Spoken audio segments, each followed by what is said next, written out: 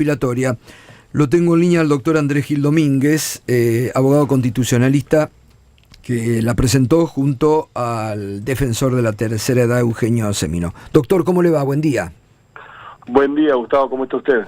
Bien, bueno, a ver, cuéntenos en qué ha basado esta presentación, en este amparo.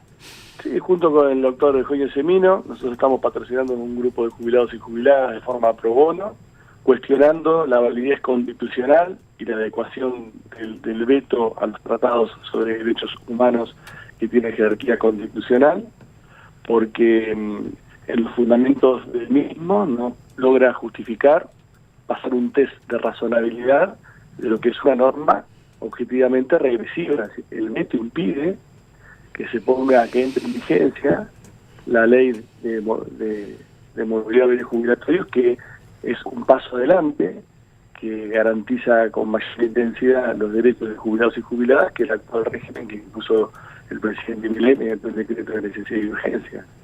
Y los fundamentos del veto no están sostenidos ni sobre razones constitucionales válidas, ni con evidencia empírica o probatoria medianamente razonable. Existe un informe de la Oficina de Presupuesto del Congreso que pautó y proyectó cuál sería el impacto de la aplicación de la ley en el PBI, y da para 2024, 2023 y para 2025, 2055, muy lejos de esto poder provocar un agujero fiscal como plantea, o la destrucción del plan de gobierno o plantea el presidente.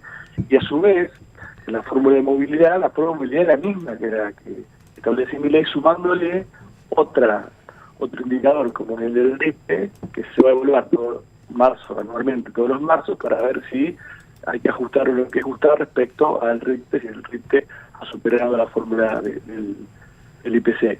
Y el RIPTE está vinculado al crecimiento de los salarios, y si los salarios crecen es porque la economía mejora, y si la economía mejora va a haber más recaudación, con lo cual va a haber más recursos para cumplir con esta fórmula. Entonces, desde el punto de vista macroeconómico no hay ningún fundamento posible, razonable, y desde el punto de vista constitucional, y bueno, esta medida viola lo que es el principio de progresividad, los contenidos del derecho a la seguridad social y la especial protección que le depara la Constitución y tratados específicos sobre derechos humanos que tiene jerarquía constitucional a los jubilados y jubiladas como un grupo vulnerable, históricamente desaventajado, sometido a una eterna situación de discriminación estructural.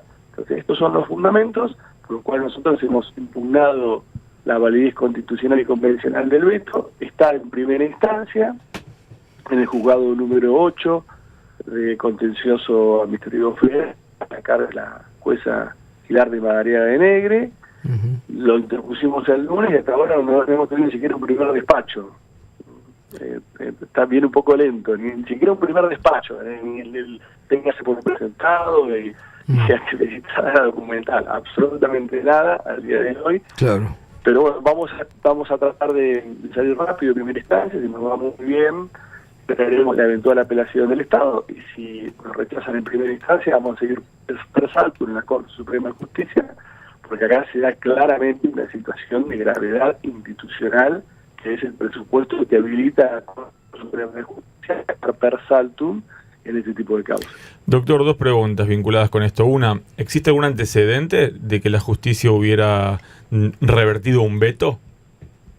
Existen antecedentes en el ámbito de la Ciudad Autónoma de Buenos Aires, existen antecedentes en donde la Corte Suprema de Justicia ha controlado los vetos parciales vinculados a promulgación parcial de las leyes, y existe un antecedente donde se interpuso oportunamente una acción declarativa de inconstitucionalidad contra el veto de Cristina respecto a la ley de glaciares en competencia originaria, donde la Corte dijo no es competencia originaria, recurra por las vías que correspondan en primera instancia.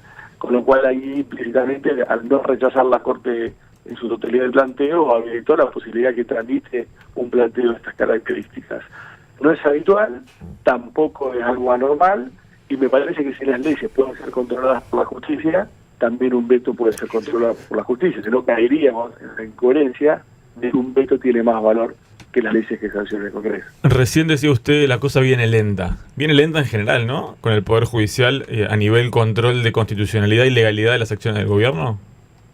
Sí, viene lenta, y las pocas cosas que salen son todos rechazos formales a los cuestionamientos que se han hecho en varias materias, que en el fondo implican un acompañamiento implícito a las políticas desarrolladas por este gobierno, por lo menos hasta acá, especialmente en el Contencioso Administrativo Federal de la Ciudad Autónoma de Buenos Aires y en la Corte Suprema de Justicia. Las excepciones las vemos en ciertos juzgados federales y cámaras federales en el interior del país.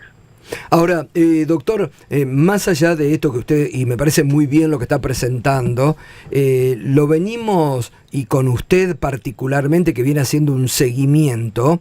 Este es un gobierno que está al margen de la ley. Usted lo viene marcando desde el inicio. Un gobierno que, si por ellos fueran, gobernarían por DNU o por decreto, ¿no? Y que celebran, lo de anoche en Olivo fue vergonzoso, celebran la crueldad de un aumento mísero a los jubilados. Sí, lo de ayer, desde el punto de vista de la construcción simbólica de un sistema democrático, fue un acto de crueldad obscena. Realmente no sé qué se puede festejar, o qué hay que festejar. Que se impuso una norma regresiva que no protege a un sector vulnerable, históricamente desaventajado, que iba a recibir no la solución de sus problemas, una mínima ayuda que no hace mella en el orden macroeconómico. Festejar eso, festejar a costa del sufrimiento de grupos desaventajados, de grupos vulnerables, realmente es inexplicable. Es, reitero, una crueldad obscena. Y el otro punto relacionado con esto, comentaba la semana pasada, creo que hoy vamos a estar hablando más tarde con un jurista español que en su momento ha rescatado la figura que se usó para fallos judiciales en España del transfugismo político. Esta gente que es votada por un partido político con una determinada plataforma, que después se da vuelta, que vende su voto, su conciencia, sus principios, como ocurrió acá con 5 diputados, que después de haber estado con el presidente, cambian el voto. Digo, ¿esto no es momento también de empezarlo a hablar jurídicamente? Sí, lo que pasa es que el transfugismo es una figura que hace años que se trabaja en sistemas parlamentarios, en donde quien llega a través, donde los partidos políticos son la base esencial del sistema parlamentario, porque los partidos políticos salen los representantes son quien gobierna, electos por los representantes. Y en el sistema parlamentario hace años que el tránsfuga no puede pasar de una bancada a otra, sino que una bancada como mixta, una bancada a las bancadas formadas. Y buscando hace mucho el parlamentarismo. Me parece que en un sistema presidencialista esa figura es mucho más compleja de trasladar. Acá lo que hay que tener en claro es castigar electoralmente a quienes realizan estas prácticas. Pero es muy difícil traspolar esa idea de transfugismo que está más que nada desarrollada en un sistema parlamentario y un sistema presidencialista. Bien. Doctor, muchas gracias. Le mando un abrazo. No, gracias a ustedes. Muy buen día. Un gran abrazo. Andrés Gil Domínguez, abogado constitucionalista, ha presentado el primer amparo contra el veto del gobierno al aumento jubilatorio. 8:27, ya volvemos. Mañana Silvestre.